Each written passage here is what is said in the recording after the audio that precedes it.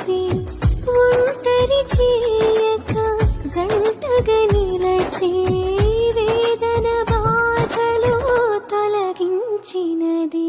ఇది కదా ప్రేమ, యేసయ్య ప్రేమ, మధురమైన ప్రేమ, దివ్యమైన ప్రేమ.